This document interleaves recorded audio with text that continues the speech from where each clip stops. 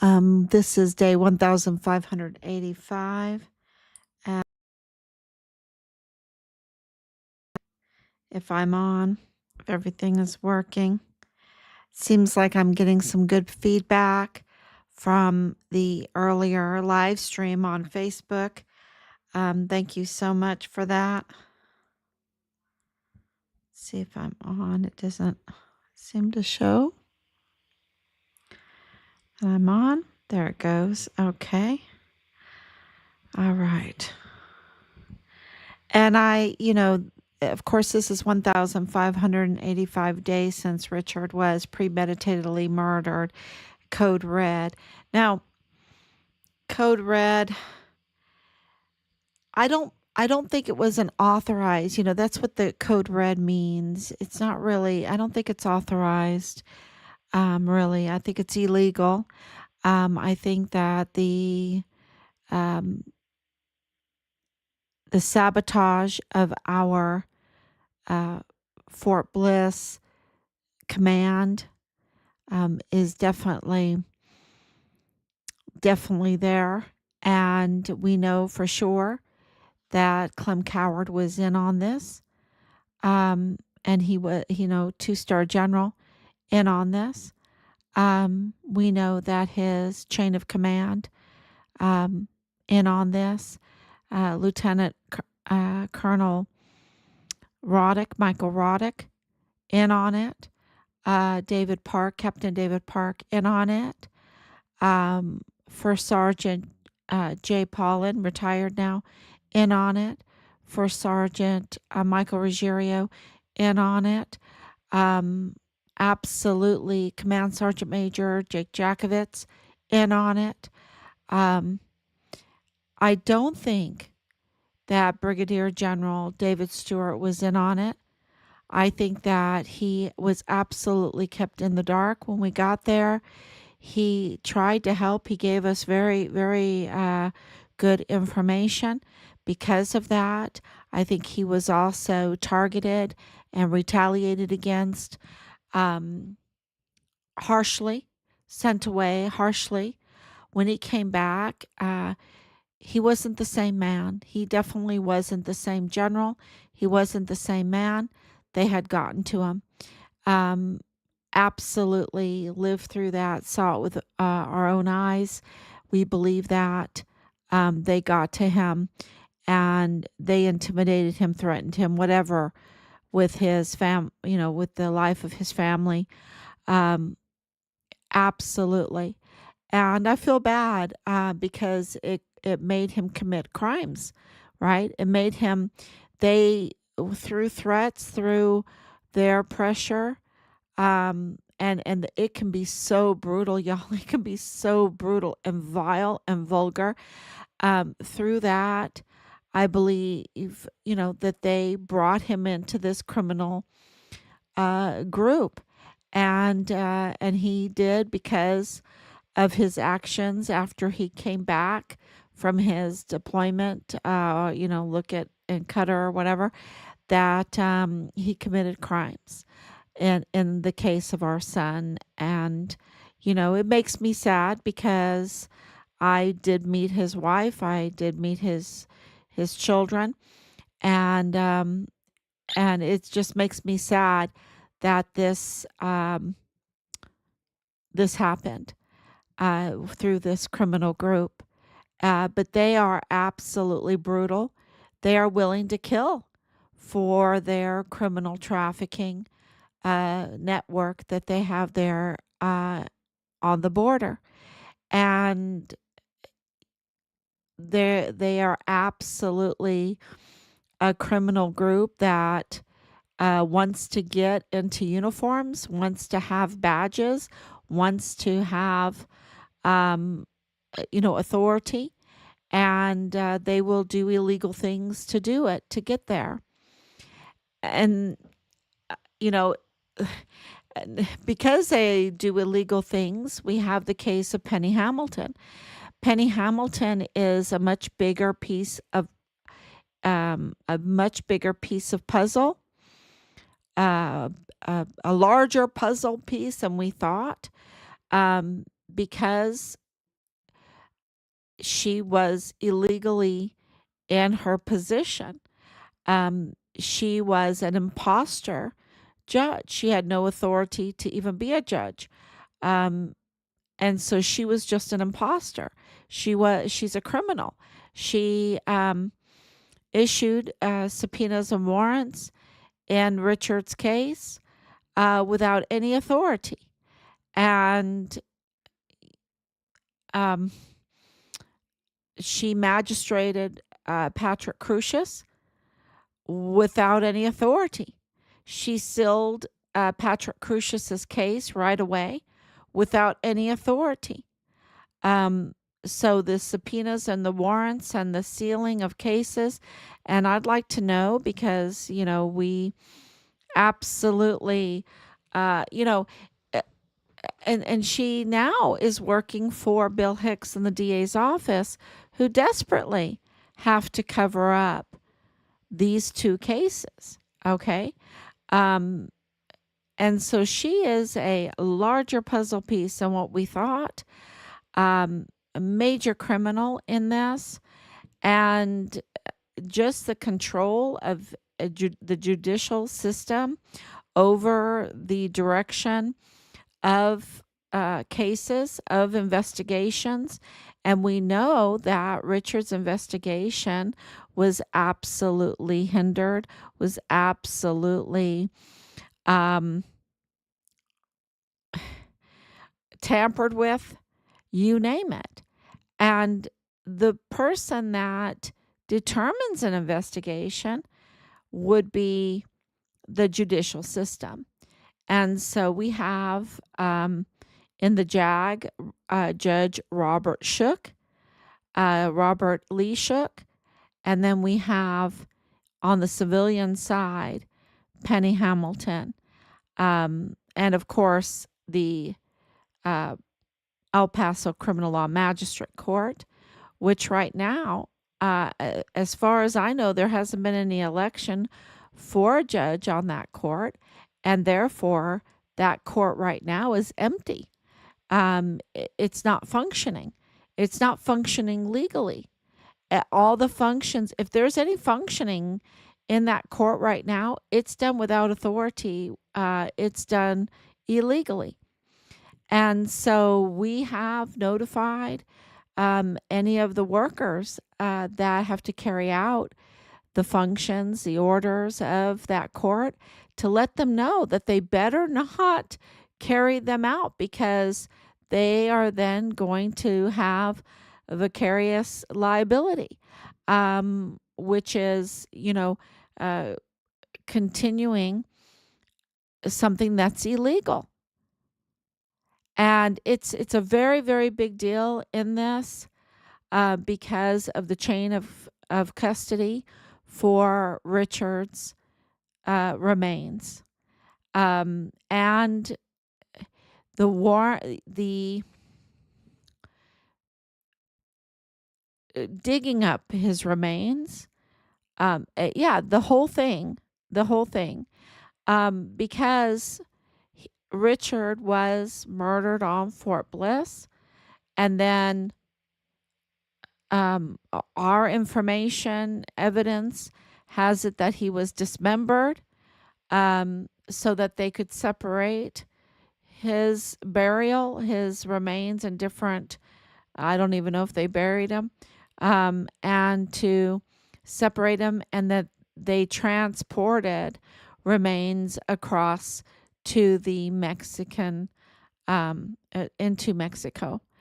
Um, it's just horrific, absolutely horrific what what we are living through, what we've had to live through. And of course, Penny Hamilton would be key to that. Judge Robert Lee Shook, JAG officer on Fort Bliss, would be key to that. They shipped him out of being military. They shipped him out very quickly after we asked for open records from him and the subpoenas and warrants, because we received word that people were arrested in Richard's case, and we wanted to know what were the subpoenas, what were the warrants, what, of course, the chain of custody in Richard's remains, which we have not um, received. We need to receive our son's remains because we have evidence that they have them. And we did receive the official declaration of death, and that paperwork um, confirmed that Richard was murdered on Fort Bliss.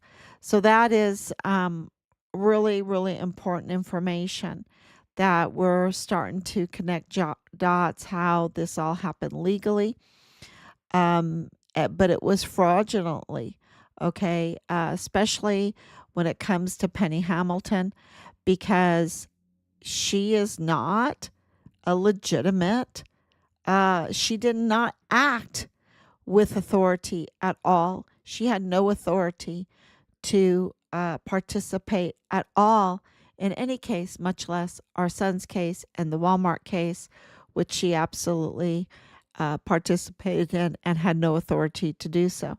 So this is really, once you understand this, I'm gonna be honest with you, it's really difficult.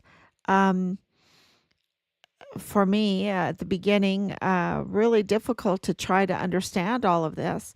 But once you understand it, you see that this criminal group could have done this, I mean, you just have to pay attention to catch them, right? Because they're so illegal, they're so lawless. But that's the thing. You have to even care. And of course, we care because of what happened to Richard. So we, absolutely invested the time and the effort to look into this. And so many people's lives have been targeted and hurt. And this criminal group used Leilani Hart, a confirmed convicted criminal, and also Rosa Maria Valdez Garcia, also criminal history, to target not only Richard and our family, Richard's investigation, also the Walmart mass shooting investigation, also um, Yvonne Rosales' administration, Yvonne Rosales and her administration, and also our key whistleblower witness, and also the Walmart mass shooting whistleblower witness to both Judge Roger Rodriguez. And to target, to be targeted is wow, this criminal group is vicious, they're vile, they're vulgar, but they're lawless. They're lawless. And so I definitely understand why, um, because there's double agents in here, like they'll come and they'll say, oh, I'm helping you or whatever. But they really are behind your back, trying to put the narrative about Richard or, lies, just to spread lies or whatever, or to try to get videos of you or audio of you saying something. And we're very fortunate. We kept our head and we really didn't get angry because in anger you can say things that you regret, but we didn't. And I'm not saying we never got angry, but we maintained, um, and there is nothing that they have against us except for the love of our child, of course, our son, our hero, Richard Halliday, and that we will work and we will expose the lawlessness that surrounds this case, and also the betrayal of the obligation to care for our volunteer sons and daughters. We cannot beat China or Russia or any other adversary if we don't have leadership that is missing esprit de corps and a love for their own service members, and meet their obligation to care for those that are under their command.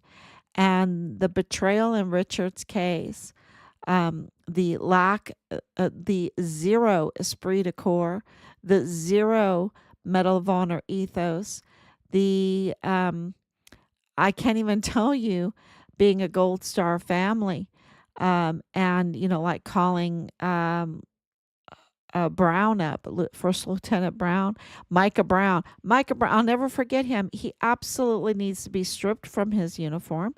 He has no character to be in that uniform at all, to be in any kind of leadership role, and it's a little leadership role. But he's West Point. These West Pointers, like David Park, absolutely have to be held accountable for what they've done, because they absolutely betrayed everything that, West Point, the foundation of West Point, started with, in teaching military leadership. They just don't have it. They just don't have it at all. Matter of fact, they're criminal. They're absolutely criminal. So, and many more, and many more. Um, so, the evidence is there.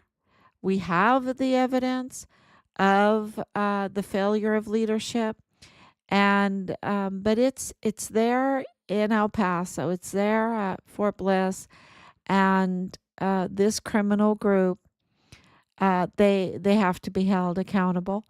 And part of that group is Leilani Hart and Rosa Maria Valdez Garcia, and they are part of this illegal immigration fraudster problem, the chaos that it causes, and the crimes that it causes, and the pain and the consequences that come from that, which are deadly and expensive, deadly and expensive, um, which hurts many people. Try, when your budget is being blown, number one, it doesn't make you a happy person, and number two, families suffer. And so, yeah, this all needs to be addressed, and we're really hoping that that this new administration, they will get all the help that they ask for from us, and we will give them even more. Give them even more. Pad the files. Absolutely continue reporting all of this interference, all of this criminal action, asking for more and more open records until we have our son's remains. So that's really our message for tonight. You know, the lessons today in church were about the fish that, just a little bit of fish, a little bit of bread, and God can absolutely turn it into a feast, right? He can turn it into a feast. So you just give a little bit of your faith, a little bit of your time, and you're faithful in putting in uh, the complaints, going through, because we haven't even, there's so many complaints that need to be filed, that haven't still been filed. And thanks be to God that we don't have like a time limit on this. So we are absolutely continuing to file, knowing that God will make this absolutely justice, a feast of justice, accountability.